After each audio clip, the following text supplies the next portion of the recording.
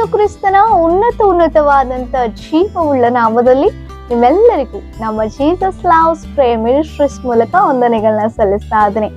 ದೇವರು ನಮ್ಮನ್ನ ಈ ನೂತನ ದಿನದಲ್ಲಿ ಸಜೀವವಾಗಿರಿಸಿ ನಮ್ಮನ್ನ ತನ್ನ ಕೃಪೆ ನಿಮಿತ್ತ ನಮ್ಮನ್ನ ಬಲಪಡಿಸಿ ಈ ನೂತನ ದಿನವನ್ನ ಕಾಣಲಿಕ್ಕೆ ಕೃಪೆ ಮಾಡಿಕೊಟ್ಟಿದ್ದಾರೆ. ಹಲ್ಲೆಲೂಯಾ. ಅದಕ್ಕಾಗಿ ದೇವರಿಗೆ ಸ್ತೋತ್ರ. ಪ್ರಿಯ ದೇವಜನರೇ, ಪ್ರಿಯ ಸಹೋದರ ಸಹೋದರಿಯರೇ, ದೇವರು ನಮ್ಮ ಮೇಲೆ ತನ್ನ ಉದ್ದೇಶವನ್ನು ಇಟ್ಟಿದ್ದಾರೆ. ತನ್ನ ಚಿತ್ತವನ್ನು ನೆರವೇರಿಸುವುದಕ್ಕೋಸ್ಕರವಾಗಿ ಪ್ರತಿ ದಿನಗಳನ್ನು ಒದಗಿಸಿ ಕೊಡ್ತಾ ಇದ್ದಾರೆ. ತನ್ನ ಜೀವವುಳ್ಳ ಮಾತುಗಳ ಮೂಲಕವಾಗಿ ತನ್ನ ಚಿತ್ತವನ್ನ ನಮಗೆ ತಿಳಿಯಪಡಿಸ್ತಾ ಇದ್ದಾರೆ. ಆಮೇಲೆ ಅದಕ್ಕಾಗಿ ದೇವರಿಗೆ ಸ್ತೋತ್ರ. ಪ್ರತಿ ಮುಂಜಾನೆ ಬರ್ತಾ ಇರುವಂತ ವಾಗ್ದಾನ ವಾಕ್ಯಗಳ ಮೂಲಕ ದೇವರು ತನ್ನ ಚಿತ್ತವನ್ನ ತೋರಿಸ್ಪಡಿಸ್ತಾ ತನ್ನ ಉದ್ದೇಶದ ಪ್ರಕಾರ ನಾವು ನಡಿಬೇಕೆಂಬುದಾಗಿ ನಮ್ಮನ್ನ ಆಶೀರ್ವಾದಕರವಾಗಿ ನಡೆಸ್ತಾ ಇದ್ದಾರೆ. ನೀವೆಲ್ಲರೂ ಅದರ ಆಶೀರ್ವಾದವನ್ನು ಹೊಂದಿಕೊಳ್ತಾ ಇದ್ದೀರಿ ಎಂಬುದಾಗಿ ನಂಬಿ ನನ್ನ ಕರ್ತನಿಗೆ ಮಹಿಮೆಯನ್ನು ಸಲ್ಲಿಸ್ತಾ ಇದ್ದೇನೆ. ಹಲ್ಲೆಲೂಯಾ. ದೇವರಿಗೆ ಸ್ತೋತ್ರ. ಹಾಗಿದ್ರೆ ದೇವರು ಈ ಒಂದು ನೂತನ ದಿನದಲ್ಲಿ ತನ್ನ ಒಂದು ಚಿತ್ತಾನುಸಾರವಾಗಿ ನಮ್ಮ ಜೀವಿತವನ್ನ ರೂಪಿಸಿಕೊಳ್ಬೇಕೆಂಬುದಾಗಿ ಏರ್ಪಡಿಸಿಕೊಡ್ತಾ ಇರುವಂತಹ ವಾಗ್ದಾನ ವಾಕ್ಯವನ್ನ ನಾವು ಧ್ಯಾನಿಸೋಣ. ಯೆಶಾಯನು ಬರೆದ ಪ್ರವಾದನೆ ಗ್ರಂಥ 14ನೇ ಅಧ್ಯಾಯ 24ನೇ ವಚನ. ನಾನು ಸಂಕಲ್ಪಿಸಿದ್ದೇ ನೆರವೇರುವುದು, ಉದ್ದೇಶಿಸಿದ್ದೇ ನಿಲ್ಲುವುದು ಖಂಡಿತ. ಆಮೇನ್. ಹಲ್ಲೆಲೂಯಾ. ದೇವರಿಗೆ ಸ್ತೋತ್ರ. ಹೌದು, ಇದು ದೇವರು ಯೆಹೋವನು, ಸೇನಾಧೀಶ್ವರನಾದ ಯೆಹೋವನು ತಾನೇ ಆಣೆ ಇಟ್ಟು ಹೇಳ್ತಾ ಇರುವಂತ ಮಾತು. ಪ್ರಮಾಣ ಪೂರ್ವಕವಾಗಿ ಹೇಳ್ತಾ ಇರುವಂತ ಮಾತು. ದೇವರು ಏನು ಸಂಕಲ್ಪಿಸಿದ್ದಾರೋ ಅದೇ ನಿನ್ನ ನಮ್ಮೆಲ್ಲರ ಜೀವಿತದಲ್ಲಿ ನೆರವೇರುವಂತದ್ದಾಗಿದೆ. ಅದು ಮಾತ್ರವೇ ಅಲ್ಲ, ಏನನ್ನ ಉದ್ದೇಶಿಸಿದ್ದಾರೋ ಅದು ಕೂಡ ನೆರವೇರುವುದು ಖಂಡಿತ ಎಂಬುದಾಗಿ ದೇವರು ತಿಳಿಯಪಡಿಸ್ತಾ ಇದ್ದಾರೆ. ಅನೇಕ ಸಂದರ್ಭದಲ್ಲಿ ನಮ್ಮ ಆಧ್ಯಾತ್ಮಿಕ ಜೀವಿತದಲ್ಲಿ ನಾವು ಈ ಲೋಕದ ಯಾತ್ರೆಯಲ್ಲಿ ಜೀವಿಸುವಾಗ ಅನೇಕ ಸಂದರ್ಭದಲ್ಲಿ ಪರಿಸ್ಥಿತಿಗಳಲ್ಲಿ ದೇವರ ಉದ್ದೇಶವನ್ನ, ದೇವರ ಚಿತ್ತವನ್ನ, ದೇವರು ನಮ್ಮೆಲ್ಲರ ಮೇಲೆ ಇಟ್ಟಂತ ಒಂದು ಸಂಕಲ್ಪವನ್ನ ನಾವು ಮರೆತು ಜೀವಿಸುವಂತವರಾಗಿದ್ದೇವೆ. ಹಲ್ಲೆಲೂಯಾ. ಹೌದಲ್ವಾ? ನಿಜವೇ. ಆದರೆ ದೇವರು ಮತ್ತೆ ನಮ್ಮನ್ನ ನೆನಪು ಮಾಡ್ತಾ ಇದ್ದಾರೆ. ದೇವರ ತನ್ನ ಉದ್ದೇಶವನ್ನ ಮತ್ತೆ ನಮಗೆ ತಿಳಿಯಪಡಿಸ್ತಾ ಇದ್ದಾರೆ. ಪ್ರಿಯ ಮಕ್ಕಳೇ, ನಾನು ಏನು ಸಂಕಲ್ಪಿಸಿದ್ದೇನೋ ಅದೇ ನೆರವೇರುತ್ತೆ. ನಾನು ಏನು ನಿಮ್ಮ ಮೇಲೆ ಉದ್ದೇಶವನ್ನಿಟ್ಟಿದ್ದೇನೋ ಅದು ನೆರವೇರುವುದು ಖಂಡಿತ. ನಿಜವೇ. ಅನೇಕ ಸಂದರ್ಭದಲ್ಲಿ ನಾವು ಈ ಲೋಕದ ಆ ಒಂದು ಆಲೋಚನೆಗಳಲ್ಲಿ, ಈ ಲೋಕದ ದೃಷ್ಟಿ, ಈ ಲೋಕದ ಜ್ಞಾನದ ಮೂಲಕ ನಾವು ಆಲೋಚನೆ ಮಾಡ್ತೇವೆ.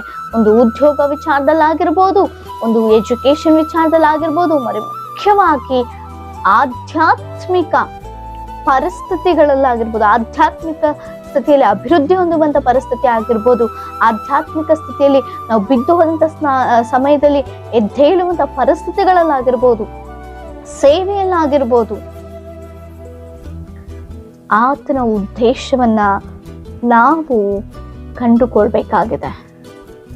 ನಾವು ದೇವರ ಸಮ್ಮುಖದಲ್ಲಿ ಕೇಳ್ತಾ ಇದ್ದೇವ.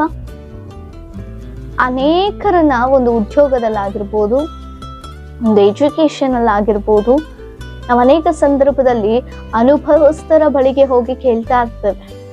ಹೌದಾ? ಯಾವ ಉದ್ಯೋಗ ಯಾವ ಸ್ಥಳದಲ್ಲಿ ಚೆನ್ನಾಗಿರುತ್ತೆ, ಎಲ್ಲಿ ಅನುಕೂಲವಾಗಿರುತ್ತೆ. ಆದರೆ ದೇವರ ಸಮ್ಮುಖಕ್ಕೆ ಬಂದು ಕೇಳಿದೀವ, ಅಪ್ಪ ನಾನು ಈ ಒಂದು ಉದ್ಯೋಗವನ್ನು ಮಾಡೋದು ನಿನ್ನ ಚಿತ್ತವಾ? ನೀನು ಸಂಕಲ್ಪಿಸಿದ ಉದ್ಯೋಗವೇ ನಾನು ಹೊಂದಿಕೊಂಡಿದ್ದೇನಾ? ನಿನ್ನ ಉದ್ದೇಶವೇನು ನನಗೆ ತಿಳಿಯಪಡಿಸು ಎಂಬುದಾಗಿ. ಅನೇಕರು ಅನೇಕ ರೀತಿಯ ಬಿಸ್ನೆಸ್ಗಳನ್ನ ಅವರ ಇಷ್ಟಕ್ಕೆ ಸ್ಟಾರ್ಟ್ ಮಾಡ್ತಾರೆ, ಮೋಸ ಹೋಗಿ ನಷ್ಟ ಹೋಗ್ತಾ ಇದ್ದಾರೆ. ನಿಜವಾಗಿಯೂ ನೀವು ಬಿಫೋರ್ ಆಲೋಚನೆ ಪ್ರಾರಂಭಿಸುವುದಕ್ಕಿಂತ ಮುಂಚಿತವಾಗಿ ದೇವರ ಹತ್ರ ಬಂದಿದ್ದೀರಾ? ದೇವರ ಸಮ್ಮುಖದಲ್ಲಿ ಕೇಳಿದ್ದೀರಾ? ಒಂದು ವಿವಾಹಗಳ ವಿಚಾರದಲ್ಲಾಗಿರ್ಬೋದು, ಎಷ್ಟೋ ಜನ ವಿವಾಹ ಆದ ನಂತರ ನಷ್ಟ ಹೋಗ್ತಾ ಇದ್ದಾರೆ. ಆವಾಗ ಆಲೋಚನೆ ಮಾಡೋ ಯಾವ ಪ್ರಯೋಜನವೂ ಇಲ್ಲ. ಆವಾಗ ನಷ್ಟಪಟ್ಟ ಮೇಲೆ ಯಾವ ಪ್ರಯೋಜನವಿಲ್ಲ. ಅದಕ್ಕಿಂತ ಮುಂಚಿತವಾಗಿ ದೇವರಿಗೆ ಒಪ್ಪಿಸಿ ಕೊಟ್ಟಿದ್ದೀರಾ? ದೇವರ ಚಿತ್ತವನ್ನ ಎದುರು ನೋಡ್ತಾ ಇದ್ದೀರಾ? ಎಜುಕೇಶನ್ ಒಳ್ಳೆ ರೀತಿಯಲ್ಲಿ ಪಾಸ್ ಆಯ್ತು, ಪಾಸ್ ಆಗಿದ್ದೀನಿ, ಚೆನ್ನಾಗಿ ಪಾಸ್ ಆಗಿದ್ದೀನಿ ಎಂಬುದ ಈ ನಿರ್ಧಾರ ತೆಗೆದುಕೊಂಡು ಒಂದು ಎಜುಕೇಶನ್ ಹೋಗ್ತಾ ಇದ್ದಾರೆ. ಆದ್ರೆ ಅಲ್ಲಿಗೆ ಜಾಯಿನ್ ಆದ್ಮೇಲೆ ಅರ್ಥ ಆಗ್ತಿದೆ ಅವ್ರಿಗೆ ಎಷ್ಟು ಕಷ್ಟಕರವಾಗಿದೆ ಎಂಬುದಾಗಿ. ಅದೇ ದೇವರ ಚಿತ್ತವನ್ನ ನೀವು ಕೇಳಿದ್ದೀರಾ, ಅಪ್ಪ ನೀನು ನನ್ನನ್ನ ಈ ಭೂಮಿಯಲ್ಲಿ ಬರ್ಲಿಕ್ಕೆ ನೀನೇ ಉದ್ದೇಶಿಸಿ ಸಂಕಲ್ಪಿಸಿ ನನ್ನ ಈ ಲೋಕದಲ್ಲಿ ನೀನು ನಡೆಸ್ತಾ ಇದೀಯಾ. ನಿನ್ನ ಉದ್ದೇಶ ಏನು? ನಿನ್ನ ಮಗಳಾದ ನಾನು, ನಿನ್ನ ಮಗನಾದ ನಾನು ಏನು ಮಾಡ್ಬೇಕಾಗಿದೆ? ನನ್ನ ನೆಕ್ಸ್ಟ್ ಒಂದು ಸ್ಟೆಪ್ ಏನು? ನನ್ನ ಭವಿಷ್ಯತ್ ಏನು? ಹಲ್ಲೆಲೂಯಾ. ಕೇಳ್ತಾ ಇದ್ದೀವ ಪ್ರಿಯರೇ? ನಾವು ಸೇವೆ ವಿಚಾರದಲ್ಲಿ ಅನೇಕ ನಿರ್ಧಾರಗಳನ್ನ ತೆಗೆದುಕೊಳ್ತಾ ಇದ್ದೇವೆ. ಒಂದು ಪ್ರಾಂತಕ್ಕೆ ಹೋಗೋಕ್ಕಿಂತ ಮುಂಚಿತವಾಗಿ ದೇವರ ಉದ್ದೇಶ ಕೇಳ್ತಾ ಇದೀವ, ದೇವರ ಚಿತ್ತವನ್ನ ಗ್ರಹಿಸಿಕೊಳ್ತಾ ಇದೀವ. ಯಾರ ಬಳಿ ಮಾತನಾಡ್ತಿದ್ದೇವೆ, ಹೇಗೆ ಮಾತನಾಡ್ತಾ ಇದ್ದೇವೆ, ಯಾವ ವಿಚಾರವಾಗಿ ಮಾತನಾಡ್ತಾ ಇದ್ದೇವೆ? ದೇವರು ಸ್ಪಷ್ಟವಾಗಿ ತಿಳಿಸ್ತಾ ಇದ್ದಾರೆ. ಖಂಡಿತವಾಗಿ ಪ್ರಮಾಣ ಪೂರ್ವಕವಾಗಿ ದೇವರು ಹೇಳ್ತಿದ್ದಾರೆ, ನಾನು ಏನ್ ಸಂಕಲ್ಪಿಸಿದೀನೋ ಅದೇ ನಾನು ನೆರವೇರಿಸ್ತೀನಿ, ನಾನು ಏನು ಉದ್ದೇಶಿಸಿದ್ದೀನೋ ಅದೇ ನೆರವೇರಿಸ್ತೀನಿ ಎಂಬುದಾಗಿ. ಆತನ ಉದ್ದೇಶಕ್ಕೆ, ನನ್ನ ಜೀವವುಳ್ಳ ದೇವರ ಸಂಕಲ್ಪಕ್ಕೆ ನಾವು ತಲೆ ಬಗ್ಗೋದಾದ್ರೆ ನಮ್ಮ ಜೀವನ ಆಶೀರ್ವಾದಕರವಾಗಿರುತ್ತೆ.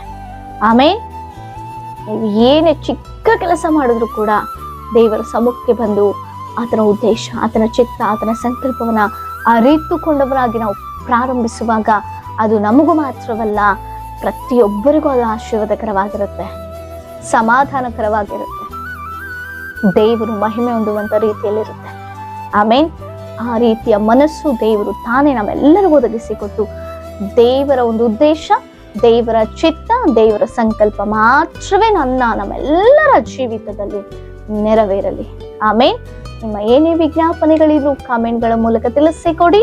ಸೊ ಅದು ಮಾತ್ರವೇ ಅಲ್ಲ, ನೀವು ನಮಗೆ ಪರ್ಸನಲ್ ಆಗಿ ಕಾಲ್ ಮಾಡಿ ನಿಮ್ಮ ಒಂದು ಅಭಿಪ್ರಾಯಗಳನ್ನಾಗಿರ್ಬೋದು, ನಿಮ್ಮ ವಿಜ್ಞಾಪನೆಗಳು ನಮಗೆ ತಿಳಿಸ್ಬೇಕು ಎಂಬುದಾಗಿ ನೀವು ನೆನೆಸೋದಾದ್ರೆ ಕೆಳಗೆ ಸ್ಕ್ರೋಲ್ ಆಗ್ತಿರುವಂತ ನಂಬರ್ಗೆ ನೀವು ಕಾಲ್ ಮಾಡಿ ಸೊ ನಮ್ಮೊಟ್ಟಿಗೆ ಮಾತನಾಡ್ಬೋದು. ನಿಮಗಾಗಿ ನಾವು ಪ್ರಾರ್ಥಿಸುವಂತವರಾಗಿದೆ.